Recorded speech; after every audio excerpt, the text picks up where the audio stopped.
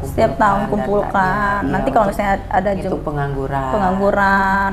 Banyak banget nih penganggurannya. Pemerintah Iya. harus cepat segera. Iya, seperti apa sih di mana pengangguran banyak di mana nih yang banyak? Tingkat misalnya oh ternyata anak SMA, oh SMA habis lulus barangkali banyak yang mencari kerja tapi belum terserap oleh dunia usaha lapangan pekerjaan. Harus diberikan pelatihan-pelatihan atau di investor, dimasukkan investor gitu. Iya.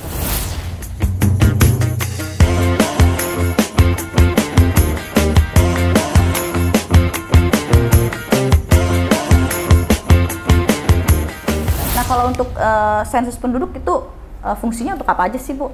Sensus penduduk tadi kan mengetahui jumlah penduduk Jumlah penduduk. Sehingga pemerintah tahu oh berarti di Kabupaten Serang sekarang saya punya penduduk ada 1,6 juta nih. Mau ngapain aja sih? Nah, kita bisa lihat dari kita namanya ada piramida penduduk. Komposisi umurnya. Dari 1,6 juta itu lebih banyak usia berapa sih? Ya, ternyata usia produktif mana? 15 sampai dengan 65 tahun itu usia produktif. Nah, untuk usia produktif ternyata banyak misal Kabupaten Serang nih, bonus demografi dong. Iya, betul. Nah, mau ngapain nih? Pemerintahnya harus pinter nih untuk memberdayakan penduduknya. Untuk yang produktif ini ya. Iya, bonus demografinya berlalu begitu saja, penduduknya nggak dimanfaatkan dengan baik kan gitu. Ternyata misal, oh ternyata banyak lansianya nih, berarti program untuk lansia. Kalau misalnya lansia berarti program pernikahan gitu. Iya, untuk lansia misalnya banyak. Enggak, berarti banyak lansia, berarti yang produksi sedikit, berarti harus.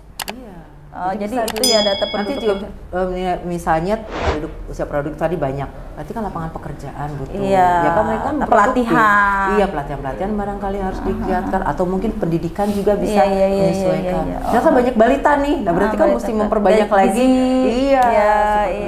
Jadi penggunaannya seperti. Nah kalau yang terakhir program yang ketiga nih, yang program ketiga itu ekonomi, sensus ekonomi itu nanti tahun 2026. 2026. Itu mah nggak nol ya? Enggak, jadi kalau penduduk berharian 0, kalau sensus pertanian yang berakhiran 3, yang terakhir kan 2023, nanti berikutnya 2033, 10 tahun lagi. Nah ini 2026. Nanti 2026 yang sekarang. Apa tuh kalau ekonomi apa aja tuh Bu? Nah yang sekarang ini belum ada informasi, tapi kalau ekonomi yang terakhir 2016 ya berarti terakhir itu yang dikumpulkan berarti ya yang kegiatan-kegiatan ekonomi ke perusahaan-perusahaan industri, ke perbankan. Jadi kita itu adalah establishment lebih ke rumah tangga juga mungkin ada. Jadi ada terbagi. Ini yang perusahaan establishment, ini yang usaha rumah tangga. Nanti kita akan kunjungi juga. Gitu. Jadi yang data karyawan, yang bekerja, yang pengangguran. Itu di kalau itu bukan di sensus ekonomi, itu kami ada surveinya. Survei setiap tahun kami lakukan. Kalau untuk yang tadi ketenaga kerjaan namanya dari survei Angkatan Kerja Nasional. Itu setiap tahun kita kumpulkan. Setiap tahun kumpulkan. Nanti kalau misalnya ada pengangguran. Banyak banget nih penganggurannya, pemerintah harus cepat segera. Iya, seperti apa sih di mana pengangguran banyak di mana nih yang banyak?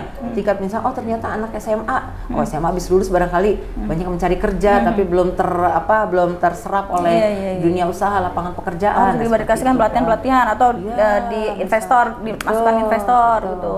Iya, seperti itu. Oh gitu. Nah kalau misalnya yang pengguna data BPS itu biasanya siapa aja sih pengguna data itu Bu? Pengguna data kan BPS kan mengolah terus. Nah siapa yang menggunakan datanya? Menggunakannya banyak Bu, nggak hanya pemerintah daerah itu utamanya ya, karena partner kita kan pemerintah daerah, kami membantu pemerintah daerah untuk ini loh datanya seperti ini harus dibangun apa. Mahasiswa juga ada, masyarakat umum juga ada, dari pengusaha juga ada. Kadang-kadang kalau mereka misalnya mau buka usaha baru, datang dulu ke BPS, lihat dulu wilayah mana yang potensi untuk saya buka usaha, menyesuaikan nanti usahanya apa. Dia lihat potensi wilayah itu seperti apa. Gitu. Jadi yang menggunakan. Nah, kalau biasanya untuk mendapatkan data dari BPS itu gratis apa berbayar nih Bu? Gratis. Oh ya? Kita mah datanya gratis. Ibu bisa langsung buka aja websitenya BPS. Langsung keluar semua. Iya, misalnya jauh ke kantor BPS, kunjungi aja keterbukaan publik gitu ya semuanya ya. Iya. Paling ada buku tamu yang harus diisi ya supaya kita juga tahu siapa aja sih yang sudah menggunakan data kami. Gitu. Nah, kalau misalnya sekarang ini kan tadi kan sempat kita ngobrol-ngobrol nih. Banyak sekali sekarang ini ada krisis kepercayaan tuh Bu terhadap pemerintah, terutama terkait dengan data. Katanya data yang dikeluarkan BPS itu bisa dibilang kalau menurut ya nggak benar lah katanya gitu, nggak benar itu datanya ya, mereka kan pemerintah jadi mengeluarkan data itu ya sesuai dengan keinginan pemerintah katanya. Nah itu bagaimana Bu tanggapan Ibu? Oke, itu nggak terjadi kali ini aja ya, dari zaman dulu juga seperti itu ya. Kalau misalnya kita mengeluarkan data sesuai pesanan pemerintah. Nah kali ini misalnya data pengangguran, kan pasti pemerintah Kabupaten Serang terutama nggak mau dong kalau kita selalu nomor 1. Tapi kan kita kenyataannya nggak ada yang kita buat-buat. Memang begitu loh. Memang sesuai dengan surveinya seperti itu ya. Nggak, kita menyatakan kita independen, kita tidak ada intervensi dari manapun. Kalau misalnya masyarakat belum percaya, tanya aja dari masyarakat sendiri menjadi mitra kita. Kan mereka sendiri yang melakukan pendataan. Tidak gampang loh ya mengumpulkan data itu ya, data kemiskinan dan sebagainya. Tadi udah ceritanya sama Ibu ya. Untuk menghitung data kemiskinan itu kami melakukan surveinya, namanya Survei Sosial Ekonomi Nasional. Itu kami ada dokumennya itu ada 2 jenis, dokumen core dan modul. Core itu berarti yang umumnya lah, kita menanyakan rumah tangga, kondisi pada umumnya ya, berapa orang yang sekolah dan sebagainya. Di modulnya itulah kami menanyakan terkait khusus konsumsi rumah tangga tersebut, baik makanan maupun non makanan. Nah ya itu tuh Bu yang tadi dikategorikan untuk mendata kemiskinan tuh seperti apa tuh tadi juga makanan non makanan gitu ya. Gimana Bu? Iya, jadi kita datang ke rumah tangga yang jadi sampel karena survei ya. Jadi sampel kita sudah tarik sampelnya by program, kita kunjungi rumah tangga tersebut, kita menanyakan pertama misalnya untuk konsumsi makanan. Bu, seminggu yang lalu konsumsi berasnya berapa kilo nih untuk seluruh anggota rumah tangga? Oh, jadi bukan pendapatan yang ditanya ya, tapi pengeluaran mereka selama sebulan atau sehari. Rumah tangga ini pengeluarannya selama sebulan sekian, per kapita per orangnya berapa? Nah, itu yang akan kita hitung menjadi yang namanya garis kemiskinan. Nah biasanya kalau garis kemiskinan berapa sih maksimalnya di daya beli mereka itu Bu?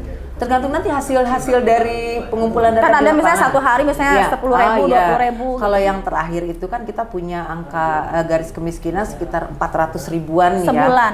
Ya, per kapita per orang per bulan. Per bulan. Ya, berarti bukan satu rumah tangga sebenarnya ya. Seorang sebulan 400 ribuan. Bulan. Iya. Kalau misalnya itu 1 bulan, seharinya kan bisa dibagi lah, 400 dibagi 30 hari, berarti seorang hanya berapa sih gitu.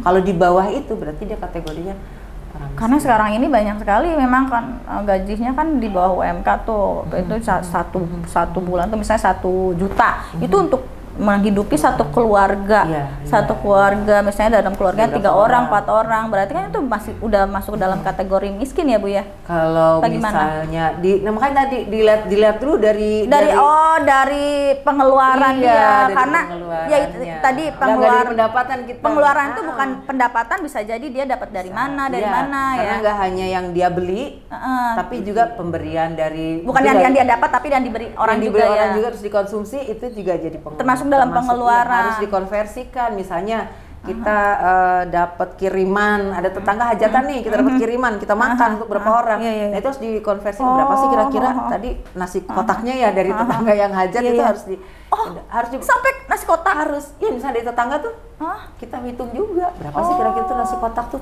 karena supaya nanti dapatlah pengeluaran rumah tangga itu yang realnya sebulan itu berapa tuh untuk garis kemiskinan gitu. Nah, ternyata sampai ke sehal yang seperti itu ya. Kadang-kadang saya udah lupa makan nasi kotak berapa sebulan. Betul. Di kantor kita makan aja. Kemarin saya makan apa ya? Jangankan sebulan ya. Kemarin makan apa ya? Kayaknya yang kemarin aja.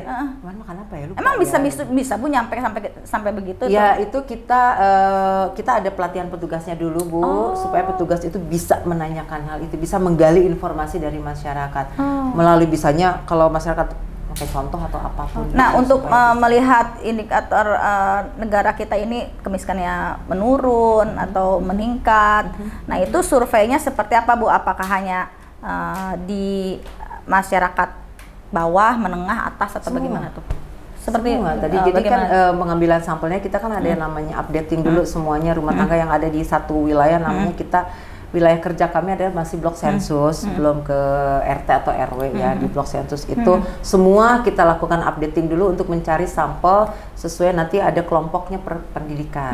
Nanti misalnya kita perlu untuk pendidikan SMA ke bawahnya berapa, SMA berapa ke atas berapa. Nah disitulah nanti ketemu sampelnya. Jadi nggak hanya yang pendidikannya di bawah aja, SD saja nggak, tapi semua sampai yang mulai high classnya apa, orang-orang mulai lower sampai high.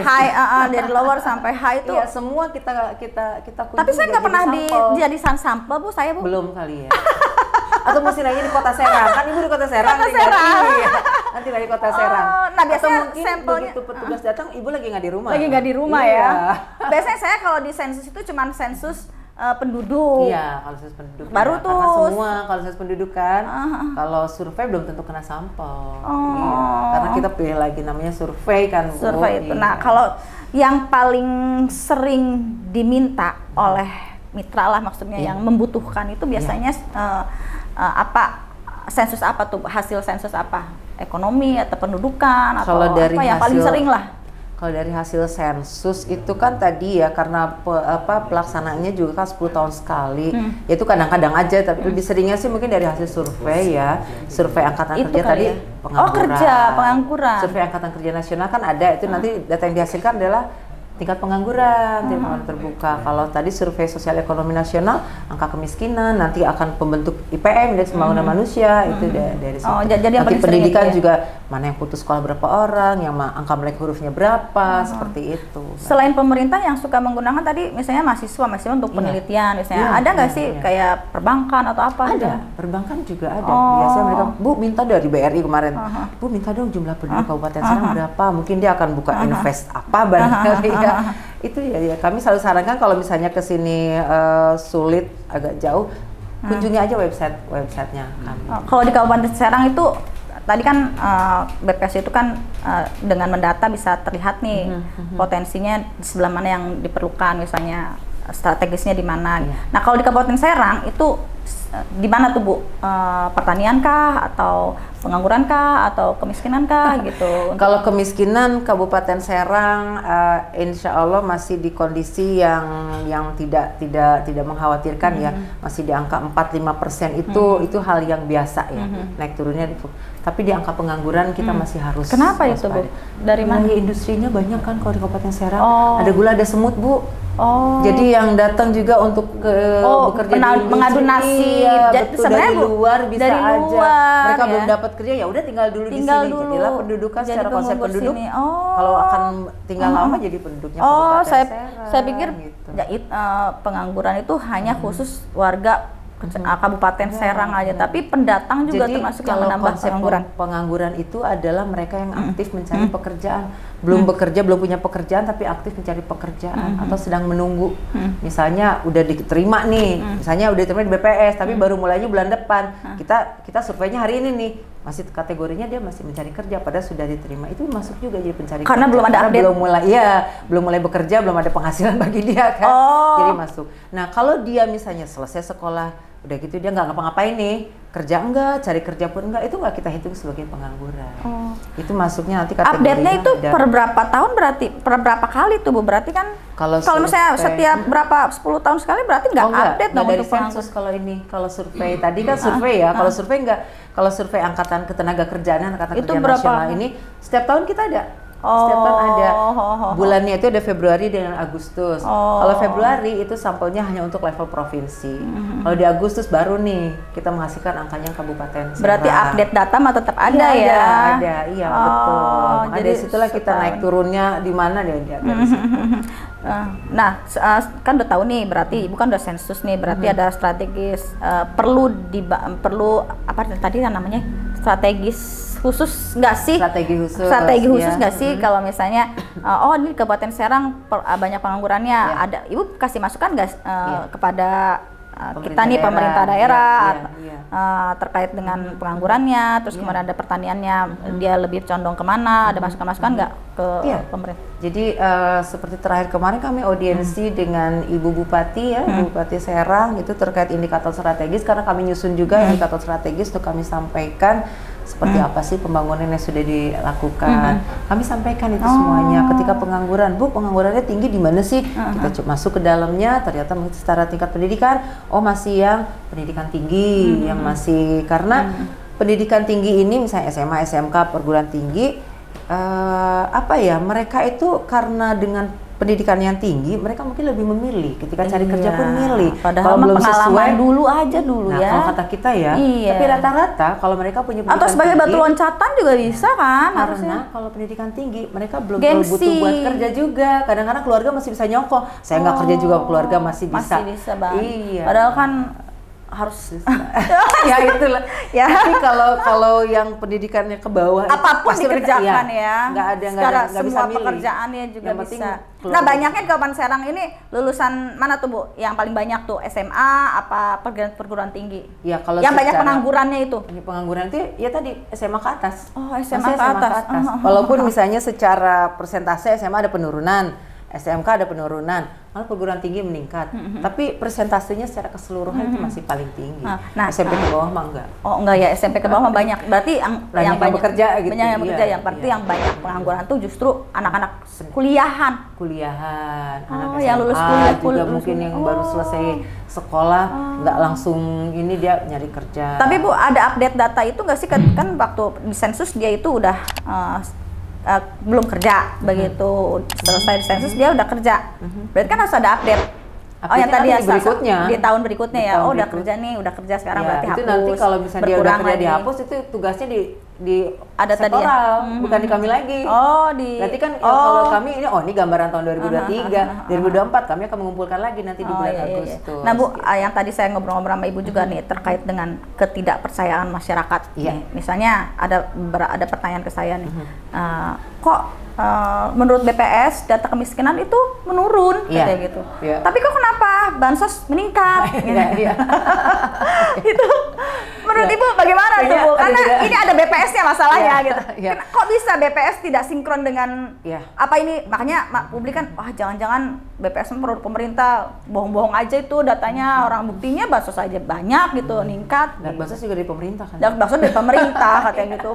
Berarti BPS mengeluarkan data bohong. Itu bagaimana tuh, Bu? Oke. Kalau dibilang BPS mengeluarkan datanya bohong atau mengarang, kok susah ya kayaknya saya kalau ngarang data kemiskinan gitu ya. Gimana ceritanya meningkatnya? Ya susah juga ya. Karena kita nggak seperti itu. Kami silahkan kalau masyarakat nggak percaya, kita mengumpulkan data Susenas itu survei sosial ekonomi nasional itu nih. Sekarang kami lagi jalan nih, lagi mengumpulkan data survei sosial ekonomi nasional. Nanti angkanya kemiskinan. Kalau ingin tahu, mangga silahkan di setiap. Kayaknya banyak di sekarang sampel agak besar, mungkin di setiap kecamatan ada petugas kami yang sedang melakukan pendata. Silakan. Kalau nggak percaya ya itu seperti itu. Nah, kenapa kemiskinan turun kok bansosnya meningkat? Ini dua dosis yang berbeda ya sepertinya ya. Kalau yang kami hitung untuk angka kemiskinan itu kan lebih kepada nanti penyusunan program seperti apa, kondisinya bagaimana nih Kabupaten Serang. Indikator saja kalau kami kan tidak menunjukkan di mana yang orang miskin yang enggak. Tapi kalau ketika bansos, ini mungkin ada kepentingan yang berbeda gitu. Ada yang pengen bansosnya dinaikin. Ya kan seperti itu Itu jadi atau ada juga misalnya karena masyarakat itu karena mendapatkan bantuan, terus kemudian dia daya belinya juga meningkat kan, gitu. Kemiskinannya menurun. Kemiskinan menurun, tapi bantuannya tetap jalan gitu ya. Bisa jadi begitu juga ya kan. Nah itu bukan berarti data BPS itu dikarang-karang, tapi memang untuk mengolah suatu data, mengumpulkan data itu tidak mudah ya, Bu ya. Betul. Ada sekolah khususnya lah, bisa dibilang. Kami mengumpulkan petugasnya juga banyak, Bu. Nggak mungkin dikerjakan oleh seluruh pegawai BPS Kabupaten Serang. Kami hanya punya pegawai 30 orang, 31 dengan saya. Nah itu bagaimana tuh, Bu, sampai biar bisa dapat data sampai bawah gitu? Nah, kita kan punya kalau survei namanya adanya sampel ya. Jumlah sampelnya berapa, tersebar di berapa wilayah. Jadi kami butuh berapa orang petugas. Nah, berapa orang petugas ini kan kalau kami 30 orang kan dengan yang di administrasi, nggak mungkin kan mereka turun juga, nggak mungkin semua turun ke lapangan. Kita butuh yang namanya mitra statistik, orang dari kita rekrut. Kita rekrut, kemudian kami latih supaya paham apa yang akan kami kumpulkan datanya, konsep definisinya sama semuanya, pengumpulan datanya sama, jadwalnya semua berakhir dan mulai dan berakhirnya sama semua. Kami di tengah-tengah proses itu pun kami ada yang namanya evaluasi, ada kami juga memberikan masukan-masukan, ini nggak gini, nanyanya harus seperti ini. Pokoknya berapa lama biasanya tuh Bu? Sebulan. 1 bulan? Untuk survei itu 1 bulan. Oh. Ya misalnya tapi semuanya ada ya di setiap, maksudnya setiap kecamatan. Kena sampel biasanya kalau sampel besar setiap kecamatan kami kena sampel. Walaupun nggak semua desa barangkali akan kita terkena sampel. Itu tugas kita sebar di sana untuk mengumpulkan data itu. Bu, kalau terkait ada pertanyaan lagi nih Bu yang terkait dengan program Regsosek. Registrasi Sosial Ekonomi. Iya, itu Regosek. Yang tahun 2022 ya. Iya, apa itu Bu? Regosek itu ada pertanyaan titipan masalahnya Bu ini Bu. Registrasi Sosial Ekonomi itu lebih ke ingin melihat ya sebetulnya tingkat sosial ekonomi masyarakat itu seperti apa sih. Ini juga permintaan dari kementerian, salah satunya Kementerian Keuangan. Kami di BPS karena sebagai ya dianggap sudah lembaga yang sudah berpengalaman barangkali ya dalam mengumpulkan data, sehingga kami diberikan amanah untuk melakukan itu. Kami waktu itu melatih sebanyak 2000-an ya, 2000-an petugas ya untuk mengumpulkan data Regsosek itu kami sebar di seluruh wilayah Kabupaten Serang. Melakukan pengolahannya sampai 3 bulan gitu kan, karena banyak Regsosek itu. Ya, setelah selesai kami olah data, kami input ya, diolah tuh artinya diinput datanya ke dalam namanya komputer, server langsung masuk ke pusat yang melakukan pengolahan data yang sudah diinput itu seperti apa. Kemudian dari BPS itu karena kami dibatasi oleh undang-undang dilarang mengeluarkan data individu by name by address, kami kembalikan kepada yang kemarin yang minta tolong siapa nih gitu kan. Bappenas yang Kementerian Keuangan kami kembalikan ke mereka. Mereka yang berhak untuk jadi silakan kalau misalnya yang mendapatkan bantuan-bantuan itu ya. Pemerintah daerah butuh mana data itu tetap BPS, aja dari Regsosek itu ya. Di Bapeda atau Bappenas ada. Ada di sana. Jadi mintanya ke BPS karena kami nggak punya datanya.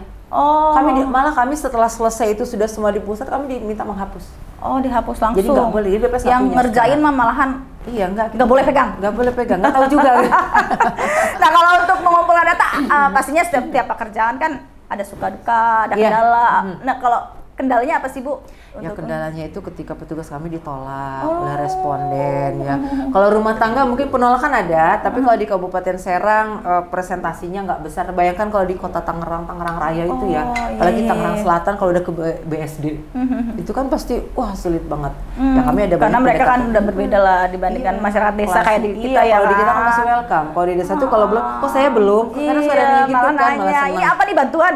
Saya belum. Iya biasanya bener-bener Bu, biasanya begitu Bu, saya didata melulu, bantuannya nggak turun gitu ya. Iya. Jadi terkait dengan kelas sosial lah ya berarti ya. Iya. Kalau untuk